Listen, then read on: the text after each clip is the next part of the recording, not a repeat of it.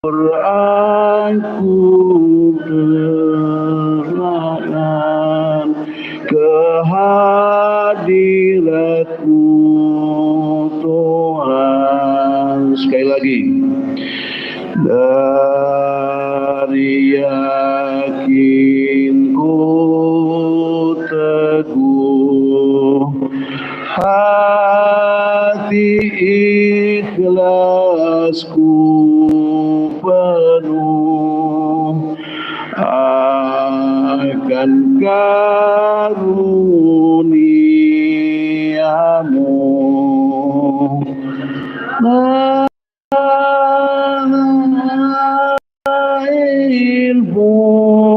Pusaka Indonesia merdeka, syukur aku menyerahkan kehadirat-Mu Tuhan. Terima kasih. Mudah-mudahan apa yang kita lakukan itu mengingatkan kepada hati-hati kita bahwa negeri kita tercinta ini adalah merupakan hadiah kenikmatan dari Allah SWT kepada bangsa ini. Tanah air yang begitu kaya raya, tanah air yang begitu luar biasa, tapi banyak kita abai, banyak kita durhaka kepada Yang Maha Kuasa. Mungkin Allah menegur, mungkin Allah mengadab, mungkin Allah mengingatkan kepada kita untuk segera taubat kepada Allah Subhanahu wa taala agar negeri ini menjadi negeri yang berkah, penuh keadilan dan keamanan. Ala hadhihi niyyah al-Fatihah. A'udzu billahi minasyaitonir rajim. Bismillahirrahmanirrahim. Alhamdulillahi rabbil alamin. Arrahmanir rahim. Maliki yaumiddin. Iyyaka na'budu wa iyyaka nasta'in. Ihdinas siratal mustaqim. Siratal ladzina an'amta 'alaihim ghairil maghdubi 'alaihim waladdallin. Amin. Allahumma shalli ala sayyidina Muhammad wa ali sayyidina Muhammad wa sallim radhiyallahu ta'ala an kulli sahabati Rasulillah ajma'in. Allahumma la تدع لنا في مجلسنا هذا ذنبا إلا غفرته ولا هما إلا فرجته ولا دينا إلا قضيته ولا عيبا إلا سررته ولا مجاهدا إلا نصرته ولا ضالا إلا هديته ولا حاجة من حوائج الدنيا والآخرة إلا وفرتها ويسرتها يا مقلب القلوب ثبت قلوبنا على دينك اللهم أرنا الحق حقا وارزقنا اتباعه وأرنا الباطل باطلا warzuqna tinabah. Ya Allah, ya Tuhan kami, Engkau maha perkasa, Engkau maha kuasa, Engkau maha segala-gala, yang mentakdirkan segala sesuatu terjadi di muka bumi, yang membolak-balikkan hati manusia dan pikiran manusia. Ya Allah, Engkau maha menentukan segala sesuatu. Kami berhimpun di tempat ini, para tokoh bangsa, para tokoh rakyat Indonesia. Kami prihatin dengan keadaan situasi yang kami hadapi pada saat ini. Kami menghadapi mafia-mafia yang sangat jahat, mafia-mafia yang selalu menindas rakyat, mafia-mafia yang selalu menyerobot hak-haknya rakyat, mafia-mafia yang selalu mereka membuat sebuah keonaran dan kejahatan dan kezaliman di Indonesia. Ya Allah, ya Allah, mereka haus kekuasaan, mereka haus harta yang tidak ada habis-habisnya. Mereka menjadikan pemerintahan menjadi boneka untuk menindas rakyat, untuk menggilas rakyat, untuk memiskinkan rakyat dan untuk menzalimi rakyat. Ya Allah, semua aparatur negara telah mereka ambil, mereka jadikan centeng-centeng untuk membasmi, untuk menindas masyarakat, menakut-nakuti masyarakat, untuk tidak aman di tengah-tengah masyarakat. Ya Allah, mereka tidak dibayar dengan harta yang tidak seberapa, tapi mereka siap untuk menjadi centeng-centeng mereka. Ya Allah, mafia ini sedang bergulir sekarang di sini, sedang berkuasa di negeri kami. Ya Allah, ya Allah, kami sadar Engkau telah beri kenikmatan negeri ini yang kemah robah rozinawi, kaya raya akan segala sesuatu, dan kami berkomitmen ketika merdeka untuk mengelola negeri ini sesuai dengan ridho-Mu. Ya Allah, Kami punya dasar filosofinya adalah Pancasila. Pancasila adalah filosofi darimu ya Allah, untuk sebagai dasar mengelola daripada kehidupan dan bernegara ini ya Allah. Ya Allah, kami juga sudah menyadari bahwa kami punya konstitusi yang mereka adalah hasil daripada istihad para pejuang dan para ulama-ulama dan tokoh agama kami. Mereka ini ada sebuah kebenaran untuk bernegara dan berbangsa, tapi kami banyak lalai. Kami membiarkan itu dirusak oleh pencoreng-pencoreng, dirusak oleh para mafia-mafia melalui perangkat-perangkatnya, melalui partai-partai yang mereka bayar, sehingga konstitusi kami menjadi hancur lebur dan akhirnya ya rakyat tertindas, rakyat terzalimi, rakyat ditindas, rakyat dirampas hak-haknya ya Allah.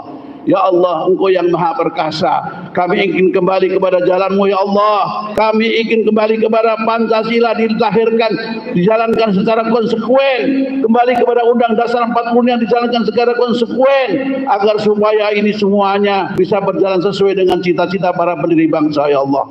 Ya Allah, kami menyadari kezaliman ini ya Allah. Kalau seandainya musibah yang kami hadapi ini merupakan ujian dan cobaan, berilah kami kekuatan untuk ikhlas menerima itu, dan kami bersabar untuk berjuang menghadapinya ya Allah. Jika ini memang peringatkan dari Engkau ya Allah kepada kami, apa yang kami hadapi ini ya Allah, kami siap untuk diingatkan dan kami kembali kepada jalan yang benar. Ya Allah, kalau seandainya ini terjadi karena ini azab dari Engkau, kami bertobat kepada Engkau ya Allah, dan komitmen untuk menjalani ridho-Mu ya Allah, jalan-jalan yang telah Engkau tunjukkan melalui para pendiri bangsa ini ya Allah. Ya Allah, sesungguhnya para pendiri bangsa ini telah meletakkan fondamen-fondamen bernegara berbangsa dengan baik sesuai dengan kehendak-Mu, keridho-Mu ya Allah.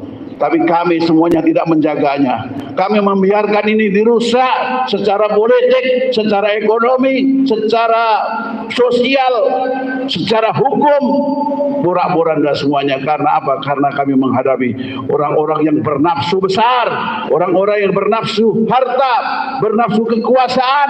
Mereka merampas segala dan mengikuti hawa nafsu iblis belaka ya Allah. Ya Allah, kami menyadari itu semua dan kami akan bertaubat. Kami ingin menyadari hal itu kekeliruan kami ya Allah. Ya Allah, berikan kami kekuatan untuk bisa bangkit, menyadarkan semua harkat martabat bangsa Indonesia untuk bangkit menghadapi ini semua ya Allah, untuk kembali kepada jalan-Mu ya Allah. Ya Allah, berkahkanlah kami, berikan kami kekuatan ya Allah. Kami yang sedikit ini berikan kekuatan untuk memenangkan, untuk memerangi keadilan ini ya Allah, supaya terjadi negeri ini adil, makmur, sentosa, kemah, ribah, loh jinawi, dan bisa taat kepada Engkau ya Allah. Ya Allah, Engkau Maha Perkasa. Allahumma arinal haqqa haqqa warzuqna tibah, wa arinal batila batila warzuqna tinabah. Ya Allah, tunjukkan kepada kami bahwa yang hak adalah hak, yang batil adalah batil. Yang hak adalah hak. Berikan kami kekuatan untuk melihat yang hak itu hak di mata kami dan di hati kami dan di pikiran kami, dan berikan kekuatan untuk menjalankan hak dan kebenaran itu ya Allah. Ya Allah, berikan ketajaman hati kami untuk melihat bahwa yang batil adalah batil, yang jahat adalah jahat, yang zalim adalah zalim, yang rusak adalah rusak. Berikan ketajaman hati kami untuk melihat itu semua, dan berikan kekuatan untuk mampu melawan kezaliman dan kerusakan dan kebatilan itu ya Allah. Hanya Engkau kami bersandar. Kami manusia adalah ciptaan-Mu, kami lemah, tidak ada kekuatan bagi kami kecuali uluran tangan-Mu ya Allah. Ya Allah, masyarakat mereka sudah menderita, mereka sudah ditindas, mereka sudah digilas, mereka sudah menjadi korban-korban pencatuan, mereka kelaparan, mereka sakit tidak bisa berobat, mereka mau sekolah nggak bisa sekolah. Kenapa? Karena adalah akibat kejahatan daripada mafia-mafia yang bersinergi dengan pemerintahan ya Allah. Ya Allah, berikan kekuatan kepada kami untuk memenangkan perjuangan ini ya Allah. Berikan kesabaran kami ya Allah. Rabbana atina fid dunya hasanah wa fil akhirati hasanah wa qina adzabannar. Subhanaka rabbil izzati amma yasifun wa salamun al mursalin walhamdulillahi rabbil alamin. Taqabbalallahu minna wa minkum. Kita akan mulai masuk pada acara inti, yakni penyampaian orasi oleh perwakilan tokoh-tokoh, meliputi tokoh purnawirawan, politisi, ulama, akademisi, aktivis, advokat, dan emak-emak dengan durasi 75 menit perkiraan. Maka acara selanjutnya akan dibawakan oleh moderator. Kepada Ibu Rahma Sarita, waktu dan tempat dipersilahkan. Terima kasih MC, terima kasih. Luar biasa tadi baca doanya ya, sampai gemeter ya. Assalamualaikum warahmatullahi wabarakatuh. Bismillahirrahmanirrahim. Alhamdulillahirrabbilalamin. Wassalatu wassalamu ala asrofil anbiya wal mursalin Sayyidina wa maulana Muhammadin wa ala alihi wa sahbihi wa tabi'in amma ba'du. Terima kasih Bapak Ibu sudah hadir di sini. Terima kasih Bang Marwan Batubara, Pak Safril Sofyan, narasumber semuanya ya yang mengadakan acara ini dan juga hadir di acara ini. Temanya tetap sama. Adili Jokowi dan makzulkan Fufu Fafa. Temanya tetap itu, sampai berhasil temanya tetap itu ya. Ya, karena ini penting agar kita tidak, seringkali kan orang itu tiba-tiba pudar semangatnya ya, memori publik terus tiba-tiba lupa tentang apa yang terjadi ya, akhirnya sibuk dengan kesibukan masing-masing. Makanya terima kasih yang mengadakan acara dialog-dialog seperti ini. Kita harus terus bakar semangat rakyat ya untuk terus berjuang begitu ya. Karena kalau kita lihat hasil pilkada ya, selain DKI itu pun satu putaran, tapi ya apa sih yang nggak bisa mereka perbuat, jangan-jangan nanti dibuat 2 putaran begitu ya. Jadi kita harus kawal terus berjuang. Tapi di daerah-daerah lain, Jawa Barat, Banten dan lainnya, ini menunjukkan bahwa aroma Mulyono masih begitu kuat ya. Jadi ini harus terus berjuang karena begini ya, ini salah satu perjuangan kita dengan seperti ini. Sebenarnya pada awal-awal Prabowo memerintah, meskipun kita nggak nyoblos Prabowo ya, Bapak nyoblos nggak? Tapi ketika terpilih kita mendukung ya, mendukung dan berharap ada perubahan yang dilakukan. Tetapi kita tunggu dan kita tunggu, begitu ya. Ya kita masih menunggu sampai sekarang. Mudah-mudahan ada langkah-langkah konkret ya. Tapi tentu saja kita tidak bisa menunggu selamanya. Karena kerusakan terus terjadi. Ya. Itu PIK 2 PSN tanah rakyat dicaplok dengan harga murah. Dengan beribu-ribu, ratus ribu hektar ya. Nah ini belum lagi nanti awal tahun pajak naik ya. Ini tidak boleh terjadi. Kita harus mulai sekarang kerusakan ini. Belum ada suara dari Prabowo ya, belum ada suara tentang ini. Padahal PIK 2 PSN itu sangat sensitif ya, sangat sensitif. Bayangkan untuk berdirinya suatu negara itu sebenarnya syaratnya ada 3 ya menurut konvensi internasional. Yaitu pertama penduduk yang tetap, wilayah dan pemerintah. Oligarki sudah menguasai pemerintah. Bisa dikatakan mereka sudah punya pemerintah. Wilayah sedikit demi sedikit, tapi pasti sudah dicaplok. Melalui mafia tanah, melalui kedok PSN dan lain-lain. Tinggal kita ini yang harus kita perjuangkan. Penduduk Indonesia. Jangan mau digusur dan dipinggirkan untuk kemudian diganti dengan penduduk bangsa lain. Jangan mau. Kita penduduk Indonesia tetap di sini, tetap di tempatnya, tidak bisa digusur dengan cara paksa seperti itu, dengan cara curang, dengan cara zalim, dan dengan cara-cara keji seperti itu ya. Kita ikuti bagaimana pemaparan Said Didu tentang bagaimana mereka curangnya untuk bisa mencaplok tanah rakyat. Jangan mau dipinggirkan dan kemudian diganti dengan yang lainnya. Jangan mau, dan jangan mau. Kita terus berjuang ya, terus berjuang. Masih semangat berjuang? Meskipun kadang kita kayak menghadapi tembok begitu ya, kayak ketemu tembok belum ada. Tapi itu tidak penting. Yakinlah Allah bersama kita. Terus berjuang karena itulah tugas kita di sini. Tugas kita cuma berjuang memang. Dari sperma dulu kita berjuang untuk bisa ketemu sel telur ya Bu ya. Insya Allah akhir hayat nanti kita mati dalam keadaan berjuang. Amin. Bukan mati sia-sia. Insya Allah. Amin ya Rabbal Alamin. Ini saya jadi ketularan Habib tadi agak emosional. Terus terang Ini biar tambah seru kayaknya ada Bang Refli Harun ini tadi. Mana biar tambah cadas ini. Ya, nanti ada ya. Tapi langsung saja ini saya beri kesempatan untuk pemaparan ya, karena ada tokoh-tokoh yang akan orasi. Tapi karena waktunya terbatas, ini cuma bentar, buka dulu catatannya. Cuma 5 menit ya, Mbak, Bu, ya, waktunya. Untuk itu ini berdasarkan senioritas ini dipanggilnya ya. Kesempatan pertama saya berikan kepada Bapak Dindin Maulani. Silakan, Mbak Dindin.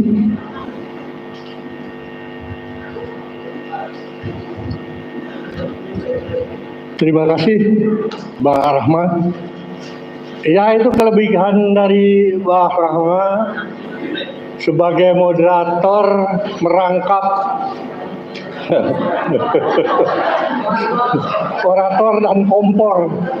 Jadi seneng ya. Kita sebagai narasumber sudah dipanaskan ya Pak ya.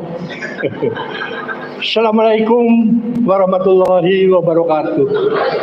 Bismillahirrahmanirrahim. Alhamdulillah wala haula wala quwata illa billah. Amma ba'du. Kepada bapak-bapak, para tokoh senior yang saya hormati, seperti judul di depan, kita ini berkumpul dari lintas para tokoh.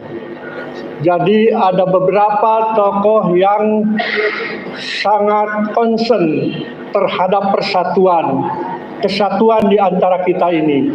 Judul boleh dari sejak lama adili Jokowi dan makjulkan kupu paka. Perlu diomongin nih, Pak, silang sini Pak. Oh ya, oh di sini ya. Oke, iya. Saya pikir pidato biasa aja. Rupanya ada podcast nih. Jadi seperti tadi saya katakan bahwa yang hadir di sini baik para narasumber yang saya hormati maupun bapak-bapak sekalian, ibu sekalian yang hadir di depan ini juga semua para tokoh. Kami mengundang dari beberapa kemarin pertemuan beberapa tokoh, ada yang perlu dievaluasi oleh kita bersama. Judul boleh makjulkan Jokowi dulu, sekarang adili Jokowi dan makjulkan kupu papa. Itu sekarang. Tapi permasalahannya yang perlu kita perhatikan, tadi sudah disounding oleh Mbak Sarita, bahwa kita ke depan tidak akan bisa selesai cuma 1-2 bulan saja. Barangkali tidak akan selesai seperti itu. Kerusakan luar biasa ya yang dibuat oleh seorang Mulyono ini berdampak juga luar biasa kepada kita semua. Bapak Habib Muhsin tadi sudah mengatakan di sektor politik terutama, hukum, ekonomi, dan lain sebagainya. Kami hanya ingin mengingatkan ya, sehebat apapun perjuangan kita ini, kalau masih ada dalam satu kelompok, kalau masih ada dalam klaster, kalau tidak mau bersatu kita, itu akan kita sulit menghadapinya. Ini yang berat. Kita bayangkan bahwa bicara soal Jokowi itu bukan bicara adili, tapi bicara makjulkan berapa tahun ke belakang, ya kan? Masih bercokol dan masih berjaya dalam tanda kutip, termasuk juga kupu papa. Di mana-mana kita mengadakan sebuah forum untuk melawan rejim yang dolim itu. Di mana-mana dan siapa banyak sekali para tokoh kumpul di situ. Hari ini saya kumpulkan lintas, bukan saya, kami para panitia kumpulkan para lintas tokoh, bukan hanya narasumber tapi di depan ini semua. Maksudnya untuk membuat satu kesatuan, satu frekuensi yang sama, satu komitmen bersama untuk melawan dan menyelesaikan judul di depan ini. Itu yang paling penting. Dan kita tahu, bayangkan seperti seorang Said Didu kemarin, bagaimana dia dicoba untuk dikriminalisasi. Teman-teman di Rempang juga sama, bagaimana dia dihabisi, ya artinya dilukai, dan juga hampir ada yang dikriminalisasi juga. sama. Dan saya sudah ingatkan kepada Bung Roy yang luar biasa itu, dengan pupu papanya, dengan keahliannya, beliau mengatakan, ini orang nggak bisa jadi wakil presiden. Ini orang sudah melanggar etika berat yang luar biasa. Dan dia bisa mengatakan 99%. Itu semua kita harapkan tidak berjalan berdiri atau sendiri-sendiri. Itu maksudnya. Pak Said Didu jangan sampai beliau sudah sepuh ya, tiba-tiba ya dengan kehebatannya tapi dicoba dikriminalisasi. Itu jangan sampai terjadi. Kita harus bersatu semua di sini memayungi kelompok-kelompok yang bergerak untuk melawan kezaliman itu. Payung hukum saja. Bentuknya terserah nanti Pak. 1 menit lagi ya, Mas. Ya, bentuknya dalam bentuk forum, bisa juga dalam bentuk kaukus. Kaukus para tokoh lintas di sini, mau agama, nasionalis, umat dan lain sebagainya, profesional, kumpullah dalam satu payung. Ya, kita siap mewayungi klaster-klaster pergerakan, klaster-klaster perjuangan. Karena tidak semua kita bisa berjuang turun bawah. Apabila terjadi sesuatu, payung inilah yang mewayungi bersama. Kita lawan rejim dolim bersama, insya Allah berhasil. Saya kira itu saja karena waktunya yang pendek. Wassalamualaikum warahmatullahi wabarakatuh. Waalaikumsalam. Terima kasih ini Pak Dindin ya. Sekali lagi tepuk tangan untuk Pak Dindin. Ya, selanjutnya ini perwakilan dari Purnawirawan. Kami persilakan Bapak Laksamana Slamet Subianto.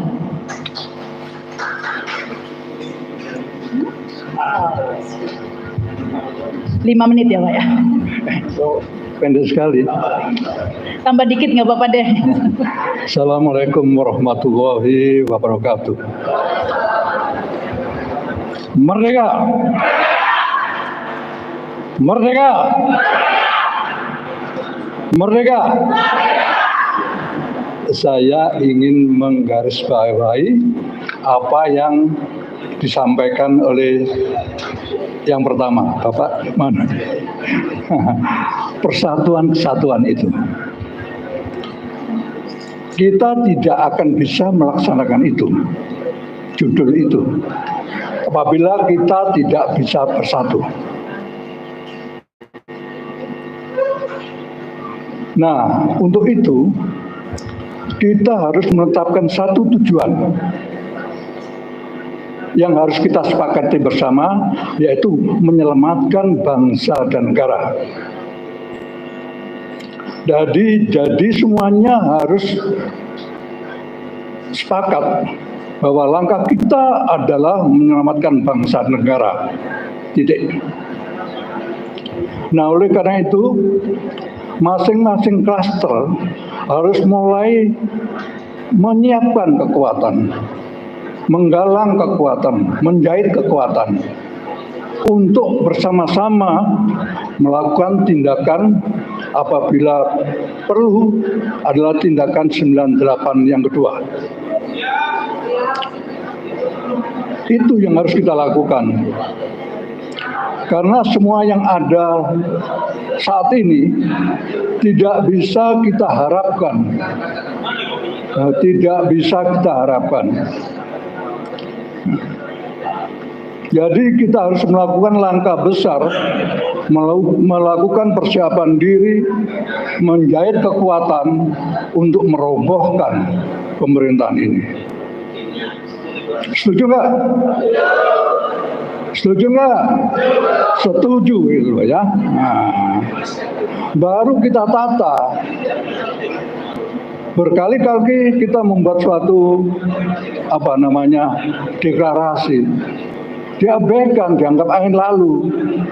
Tapi kalau kita bisa menggalang kekuatan, kita duduk MPR, baru bergetar mereka semuanya. Ya. Oke? Setuju nggak? Oke. Saya ingin menyatukan hati-hati yang ada di sini.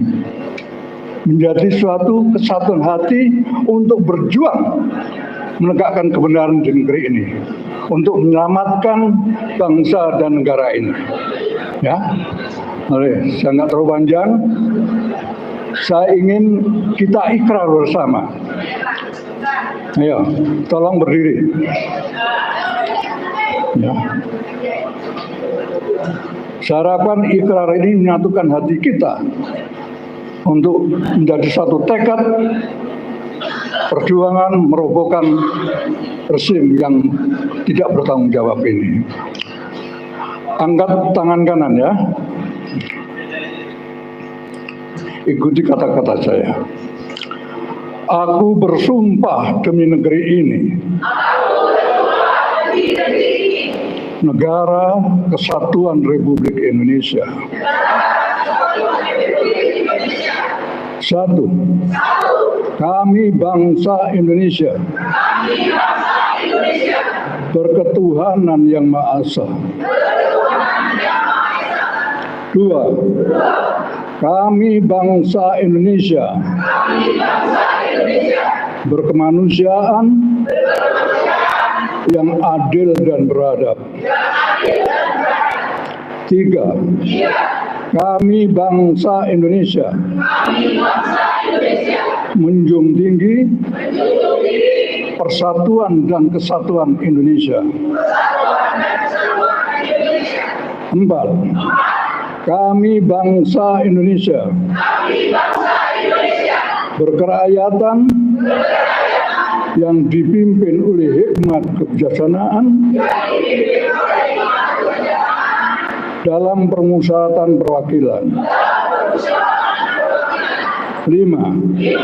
Kami bangsa Indonesia. Berkeadilan sosial bagi seluruh rakyat Indonesia. Amin. Silakan duduk kembali.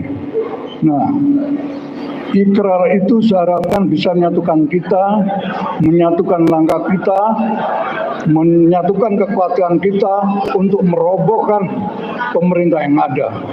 Kita ganti dengan sistem yang baru, ya, sistem atas dasar kebenaran Pancasila. Saya kira demikian, saya akhiri. Wassalamualaikum warahmatullahi wabarakatuh. Waalaikumsalam, terima kasih Pak. Tepat waktu loh Pak. Tapi sebenarnya ini kita ada waktu sampai azan ya, jadi agak ya masih ada 40 menit lagi lah ya sampai azan. Ya, kesempatan selanjutnya kami berikan kepada Bapak Kiai Haji Atian Ali Dai MA. Silakan.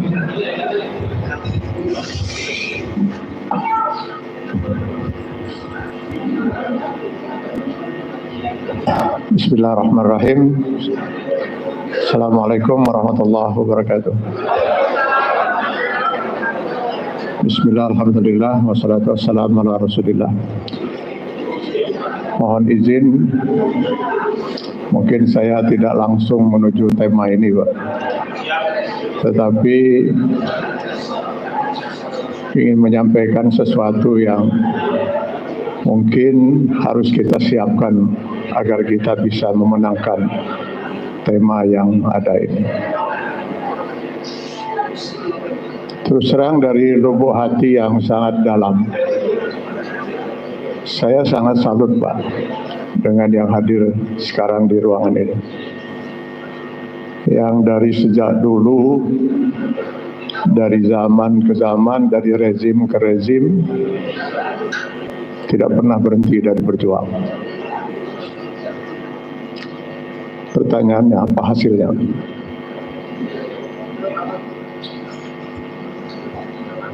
Kita hanya kumpul seperti ini, lalu berorasi, lalu sekali-sekali kita berdemo. Setelah itu, kezaliman terus berlangsung. Dan kembali kita akan menunggu lagi untuk berkumpul lagi seperti ini. Lalu kemana sebenarnya 270 juta rakyat ini? Yang konon katanya mayoritas penduduknya Muslim.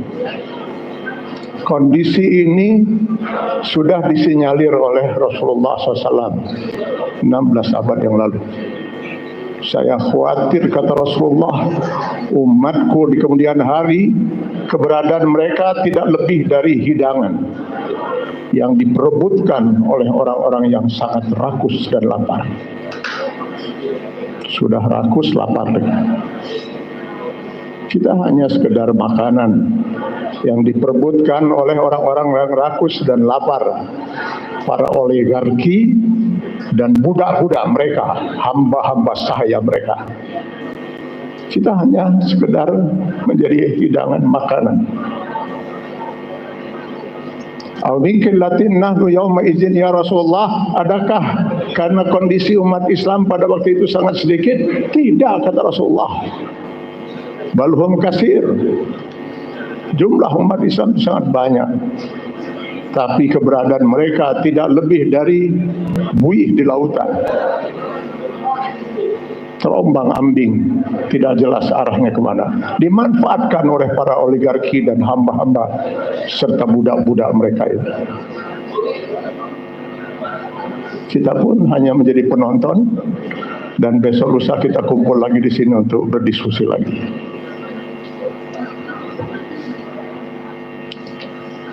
Bapak-bapak dan saudara-saudara sekalian, kezaliman ini tidak akan pernah berhenti, kata Sayyidina Ali radhiyallahu anhu.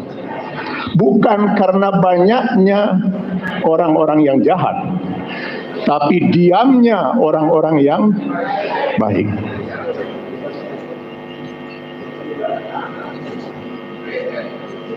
Lihat Pilpres kemarin. Ketika umat bingung mana yang harus dipilih, apa kata tokoh-tokoh ulama dari ormas-ormas Islam besar itu? Kami para ulama netral. Dari mana yang namanya ulama bisa netral? Bukankah ulama itu adalah warasatul anbiya? Umat dihadapkan dengan satu hak, yang satu batil, yang satu haram, satu halal, lalu ulama kemudian bersikap netral. Netral itu kalau di mobil itu, maju enggak, mundur enggak, belok kanan enggak, belok kiri enggak.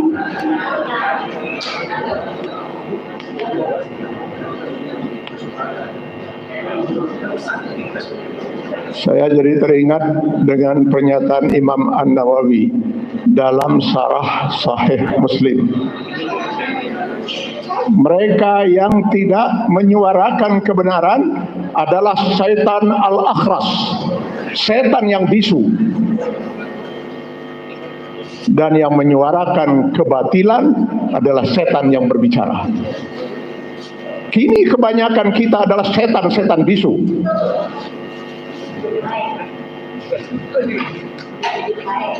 Para pejabat, para TNI, saudara-saudara kita yang di TNI, Polri yang masih aktif, para ulama, bisu semua menyampaikan kebenaran. Baru nanti mereka bersuara, mohon maaf, ketika sudah tidak menjabat, ketika sudah purnawirawan, kemana para ulama? Para ulama kebanyakan sudah menjadi setan-setan bisu. Ini yang harus kita benahi, Pak. Selama ini tidak kita benahi, kita hanya berkumpul saja seperti ini. Tidak akan pernah kita bisa menyelesaikan masalah-masalah besar seperti itu. Karena itu, saya sependapat dengan Pak Didin tadi. Sebaiknya kita segera bentuk sebuah forum. Sebuah forum yang bisa mengantarkan semua pihak yang masih ingin berjuang untuk merasa nyaman berada dalam forum itu. Lalu mari kita bicarakan, Pak, bagaimana membuat setan-setan bisu itu mau berbicara agar kita bisa bersama-sama. Saya tidak pesimis. Islam mengharamkan kita pesimis, apalagi apatis. Tetapi kita tidak bisa optimis selama kita tidak pernah berjuang secara maksimal untuk memperjuangkan ini. Kata Allah, wa'iddu lahum mastata'tu. Kita harus menyiapkan dulu kekuatan itu, baru kita bisa berjuang. Mungkin waktu saya sudah habis ya. Sudahnya tadinya saya mau minta waktu yang panjang karena saya 4 jam untuk sampai ke sini, Pak. Tapi baiklah, saya kira tidak masalah. Mudah-mudahan itu bisa saya sampaikan. Jadi mudah-mudahan saya tidak merampas hak yang lain. Sekian, terima kasih. Billahi taufiq wal hidayah. Assalamualaikum warahmatullahi wabarakatuh.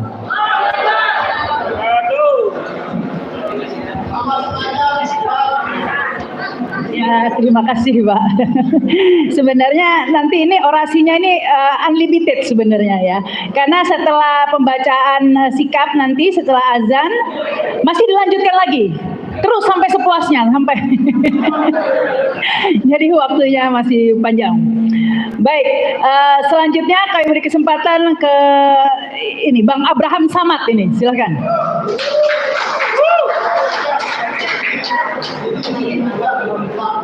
Oh, izin ya.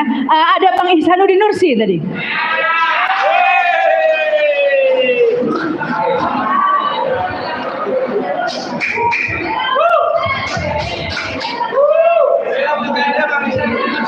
Nah, ini kita dengar komentarnya Bang Ihsanuddin Nursi ini. Ya.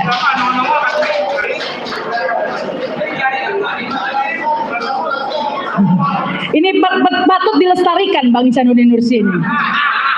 Karena ekonom yang tertinggal. Insya Allah panjang umur dan sehat walafiat.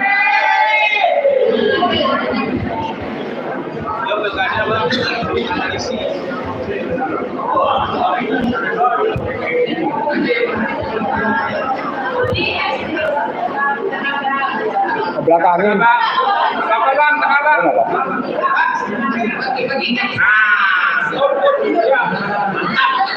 Bismillahirrahmanirrahim. Assalamualaikum warahmatullahi wabarakatuh. Ini saya ngebelakangin para tokoh nih. Jadi saya minta maaf, Bapak, kalau saya ngebelakangin Bapak sekalian. Saya ini baru datang, jadi mau ngomong apa ya? Saya bicara dua hal. Yang pertama oleh-olehnya Prabowo Subianto,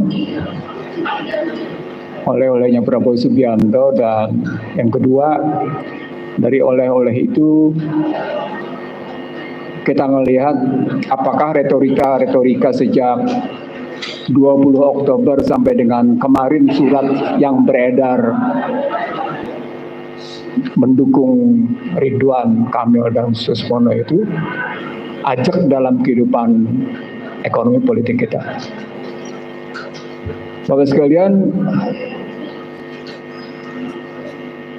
saya mencatat hanya perjalanan APEC dan G20.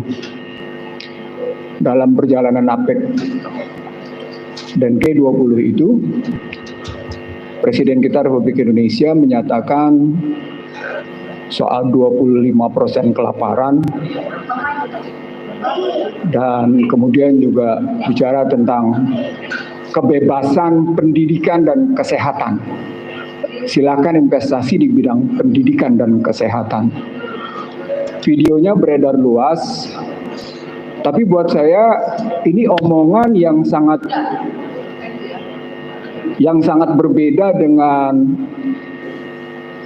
anggaran dasar Gerindra pasal 11. Anggaran Gerindra pasal 11 itu menyatakan mereka ingin menegakkan dan melaksanakan Undang-Undang Dasar 1945 secara murni dan konsekuen. Dan kalau bicaranya melaksanakan Undang-Undang Dasar 45 secara murni dan konsekuen, maka pernyataan Presiden Prabowo Subianto di APEC itu tentang keinginan silahkan datang berinvestasi di bidang pendidikan dan kesehatan bertentangan.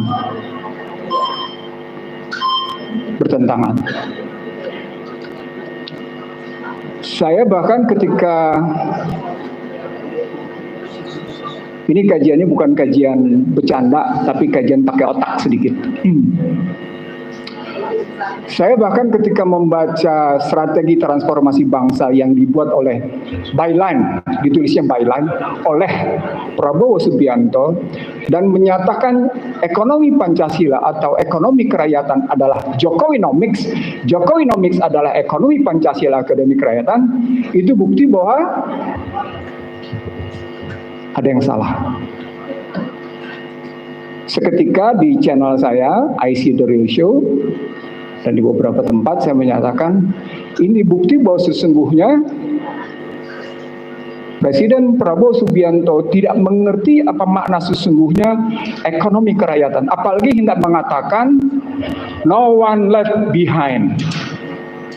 No one left behind itu konsepnya bapaknya, Sumitro Djodikusumo, yang ingin mengatakan pembangunan harus dinikmati oleh semuanya tanpa ada satupun yang tertinggal. Kalau itu konsepnya, maka konsep Jokowinomics bukan konsep ekonomi kerakyatan. Tapi bagaimana dia tulis dengan byline, strategi transformasi bangsa sebagai ekonomi kerakyatan, ekonomi Pancasila, kalau dalam istilah saya ekonomi konstitusi, itu sama dengan Jokowinomics. Ini bentuk misleading interpretation, satu pemahaman yang sesat. Ulang, ini bentuk misleading interpretation, satu pemahaman yang sesat. Dibuktikan kemarin dengan pidato di APEC bahwa pendidikan dan kesehatan diliberalkan. Undang-undang Badan Hukum Pendidikan dibatalkan oleh MK untuk menyatakan bahwa pendidikan tidak boleh diliberalkan. Kita sudah tahu itu. Tapi kemudian diudah lagi dengan undang-undang sampai akhirnya sekarang kampus otonomi dampaknya liberal habis. Dampaknya habis liberal. Dan Anda bisa lihat fakultas kedokteran biayanya 500 sampai dengan 1 miliar. Anda bisa lihat untuk sekedar masuk fakultas hukum yang masuk dengan jalur normal, Anda tetap butuh biaya 50 jutaan. Jadi tidak ada lagi yang namanya biaya murah untuk pendidikan. Maka sejumlah orang yang sedikit punya uang mengatakan lebih baik menyekolahkannya di luar daripada menyekolahkan di Indonesia, sementara kurikulum di Indonesia tidak menjamin anaknya akan lebih cerdas. Dan pada saat sama ketika dinyatakan pendidikan diliberalkan, maka ada 4 kesalahan Bapak Ibu sekalian. Saya kira ini bentuk kesalahan yang amat sangat mendasar dalam cara berpikir para tokoh bangsa. Saya ingin mengatakan ini kesalahannya kesalahan amat sangat mendasar dalam cara berpikir para tokoh bangsa di negeri ini. Dunia pendidikan digawangi oleh 4 pihak. Gawang pertama adalah pemerintah sebagai teladan. Dia mengajarkan satu sikap, satu perilaku politik, satu pandangan politik tentang bagaimana seharusnya warga negara bersikap. Itu dicerminkan oleh pemimpinnya, kepemimpinan nasional, dimulai dari presiden sampai kepada pemimpin-pemimpin lembaga negara, sampai kepada tokoh-tokohnya. Ketika pemimpin negara itu perilakunya tidak konsisten, ketika perilaku negara itu, pemimpin negara itu menunjukkan bukan teladan yang baik, maka dia patut ditinggalkan. Dia tidak boleh contoh. Maka itu berarti terjadi kegagalan pertama. 10 tahun pertama di era Joko Widodo, saya orang pertama yang menulis "Shame on you, Joko Widodo".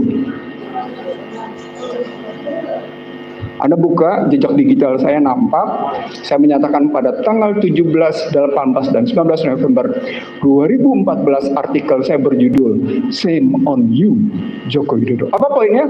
Joko Widodo bukan teladan. Hei, engkau telah mempermalukan sesungguhnya.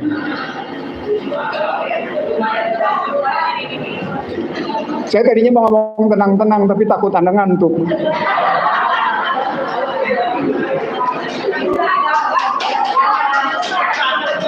Saya mau ngomong tenang-tenang, kan saya dituding sama Refli sebagai siapapun presidennya, Ihsanuddin Nursi oposannya. Refli yang ngomong kayak gitu, bukan gua. dengan gaya ngomong yang meledak-ledak. Saya bisa ngomong dengan tenang-tenang seperti tadi. Tapi ketika saya ngomong tenang-tenang, saya lihat Bapak Ibu ngantuk. Saya terusin, Bapak sekalian. Jadi yang pertama adalah soal keteladanan. Pertanyaannya, kalau Joko Widodo tidak pernah bisa jadi teladan, pertanyaan berikutnya, Prabowo Subianto yang menyatakan akan menegakkan Undang-Undang Dasar 45 secara murni dan klakson, bisa jadi teladan nggak kalau omongannya begitu? Surat kemarin itu bukti nyata bahwa dia tidak bisa diteladan. Surat kemarin itu menunjukkan bahwa namanya Ridwan Kamil dan Susmono sudah kejepit karena 5 hal. Bobotoh, menghina Jakarta, soal janda, menghina Nabi, ya kan? Lelaki gemulai. Loh, enggak, itu saya cuma nangkep omongan di bawah. Begitu. Nah, saya nggak lebih dari itu. Saya sampai menilainya kayak gitu. Kebetulan bawa masalah dari Bandung. Ini ada teman saya dari Bandung, cuma waktu itu dia nggak hadir aja. Saya diadili sama teman-teman Bandung karena saya tidak mendukung Ridwan sebagai wali kota dan Ridwan sebagai gubernur. Saya ulang di Jakarta, gue kan kenal Ridwan. Dia nggak kenal gue nggak apa-apa, tapi gue kenal dia. Maka surat kemarin itu menunjukkan sebuah kesalahan praktek politik yang salah. Bapak Ibu sekalian, kalau praktek politik seperti itu tidak bisa menjadi teladan dari seorang presiden, kan kita bangga begini ya. Kalau Anda menjadi presiden, maka baju Gerindra Anda harus copotin. Baju PDIP Anda harus copotin. Baju yang namanya apapun partainya Anda harus copotin. Anda adalah anak bangsa, anak negara terbaik untuk memimpin bangsa ini. Dan ketika Anda bawa tetap partai di depannya, maka sesungguhnya Anda menjadi pemimpin kelompok. Anda bukan pemimpin bangsa, Anda bukan pemimpin negara. Anda adalah pemimpin kelompok Anda. Itu yang saya sebut sebagai pemimpin bangsa terbelah. Kalau dalam buku saya sebut itulah pemimpin bangsa. Berarti kegagalan pertama adalah kegagalan keteladanan. Tidak ada keteladanan. Oke, Bang Ihsanuddin bisa dipersingkat. Ini karena semangat jadi nggak enak mau motoknya nih. Silakan ya, mungkin dipersingkat. Saya belum masuk faktor ekonomi nih, karena nanti ibu-ibu akan terasa di faktor ekonomi. Di faktor ekonominya, apa yang dilukiskan di publik tentang faktor ekonomi itu masih secuil.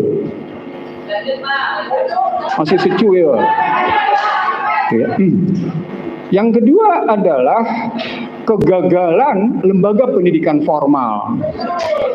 Nadine adalah tokoh yang ditugaskan memang untuk meluluh lantakkan bangsa ini sehingga kurikulum merdeka menjadi merdeka di mana anak SD SMP tidak bisa berhitung 2 tambah 2 berapa. Jadi kalau ingin meluluh lantakkan sebuah bangsa, luluh lantakkan yang namanya pendidikan. Saya mau tanya sama Anda, ketika Prabowo menyatakan please come to my country, we are open to the education, we are open in health. Maka pertanyaan berikutnya, apakah negara maju terbuka untuk diintervensi dunia pendidikannya? Ada. Hingga hari ini Amerika saja tetap bertanggung jawab terhadap bangsa dan negaranya lewat yang namanya state university. Jadi nggak serta-merta diliberalkan. Yang kedua, kita gagal di lembaga formal tadi, lembaga formal. Ini bukan hanya lembaga pendidikan umum. Saya ingin mengatakan sama Anda, terutama pada mereka yang merasa dirinya sebagai ulama, tokoh, atau ustadz. Pesantren pun gagal. Kenapa? Karena mengambilnya namanya model kurikulum barat. Apa indikatornya? Pesantren mana yang punya kemampuan mengajarkan metodologi pada santrinya? Pesantren mana yang mengajarkan kekuatan analis pada santrinya? Tunjukkan satu saja di Indonesia, ada nggak? Tunjukkan satu aja. Saya kebetulan keliling di kawasan pesantren Jawa Timur. Ada beberapa pesantren di Jawa Barat yang coba menularkan metode semantik, tapi tidak dalam. Itu yang kedua. Yang ketiga, kegagalannya. lembaga ibadah. Anda bisa lihat masjid, Anda bisa lihat gereja, Anda bisa namanya media sosial berantakan gak karu-karuan. Kenapa?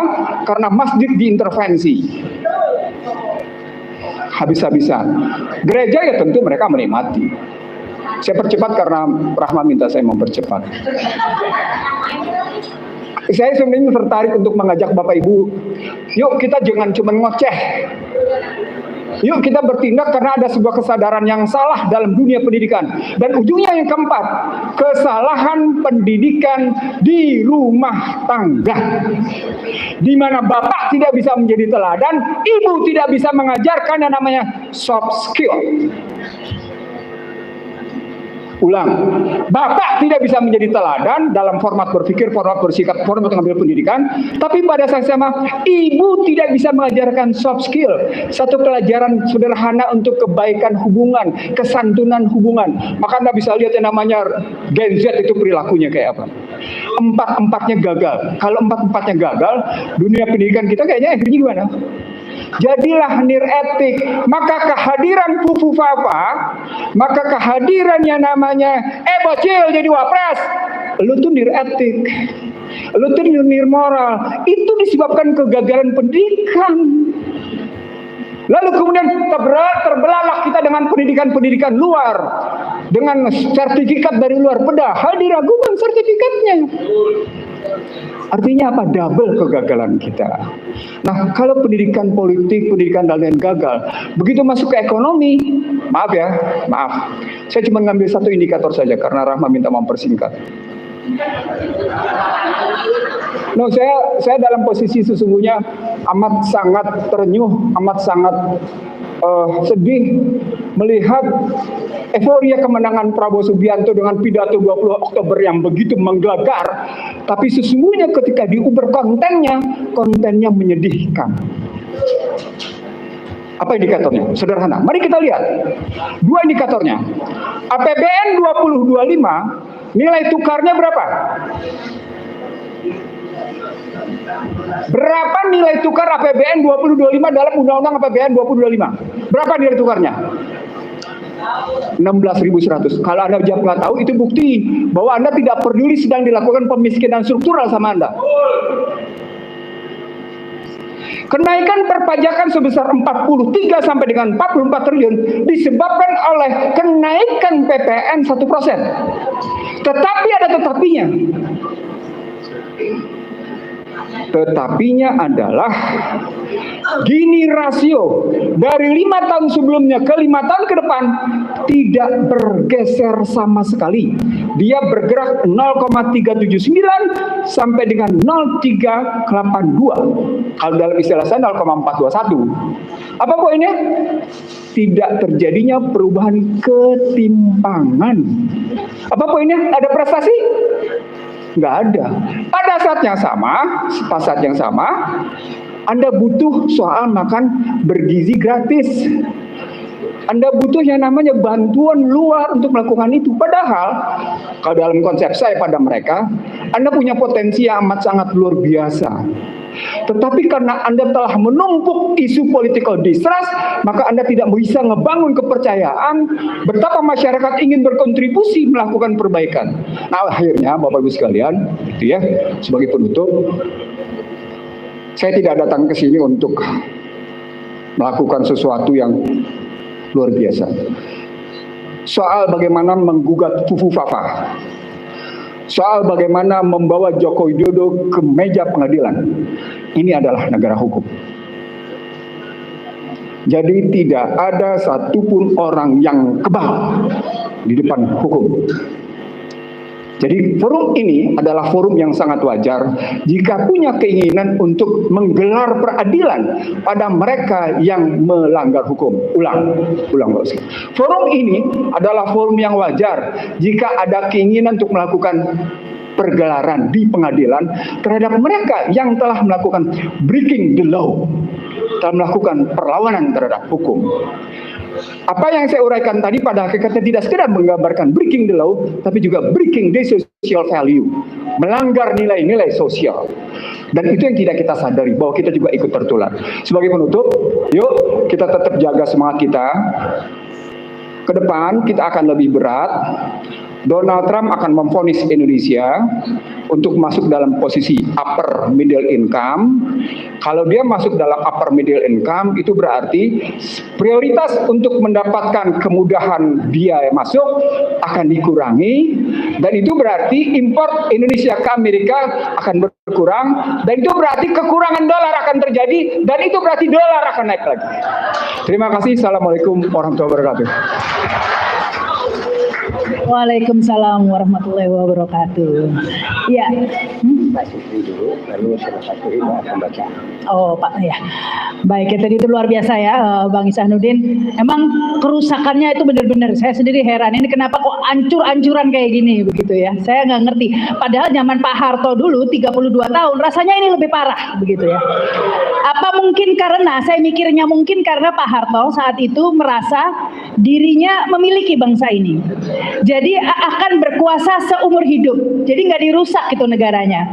Sementara kalau yang ini nih, ya, merasa kan cuma 2 periode, nambah belum tentu. Jadi kayak mumpung begitu ya. Yang penting mumpung berkuasa harus cuan secuan-cuannya. Nggak peduli rusak semua. Kalau perlu dirusak, nggak apa-apa, nanti tinggal ganti gitu ya. Mungkin itu ya alasannya. Baik, kita lanjutkan ya.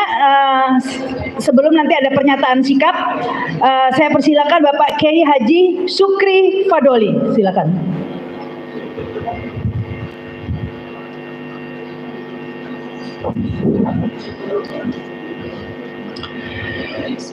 Assalamualaikum warahmatullahi wabarakatuh.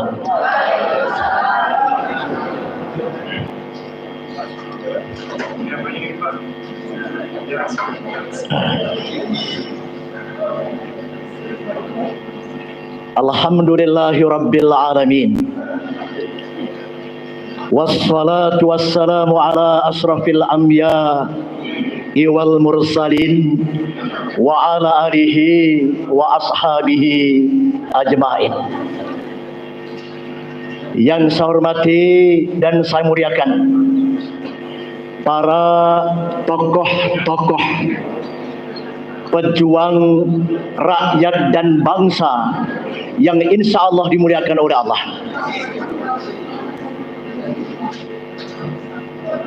1400 tahun yang lalu Nabi Muhammad SAW telah memberikan peringatan kepada kita bersama-sama. Sebagaimana sabda Nabi, afdalul jihati kalimati adlin inda sultanin jairin. Nabi menyatakan dengan tegas bahwa jihad yang paling utama adalah mengingatkan, melawan kepada para pemimpin yang zalim, kepada kebenaran dan keadilan. 10 tahun sudah kita melihat rakyat dan bangsa ini telah diinjak-injak oleh rezim Jokowi laknatullah,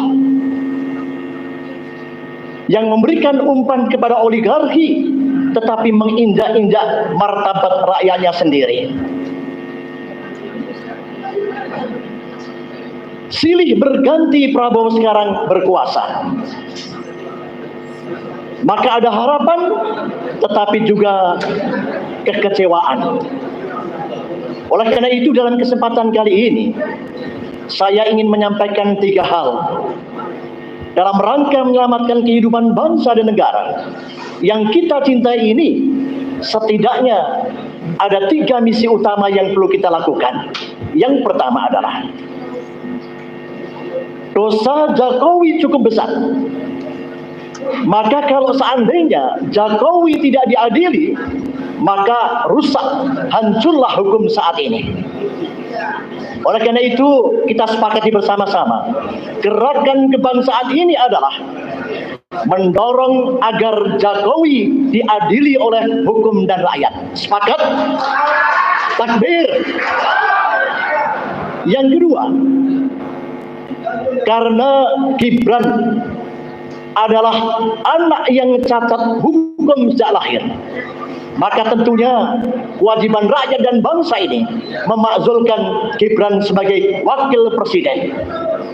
Sepakat? Takbir. Yang ketiga, kita berkewajiban menagih janji Prabowo Subianto. Kita masih ingat di Rumah Juang 2019, Habib ada, beliau mengatakan, saya tidak mau terjadi pertumpahan darah, maka saya tidak akan maju, tidak akan mundur, tapi saya akan bergeser. Yang dimaknai kemudian Prabowo bergabung dengan Jokowi dalam rangka mengatur strategi. Sekarang Prabowo sudah jadi presiden. Mana janjinya?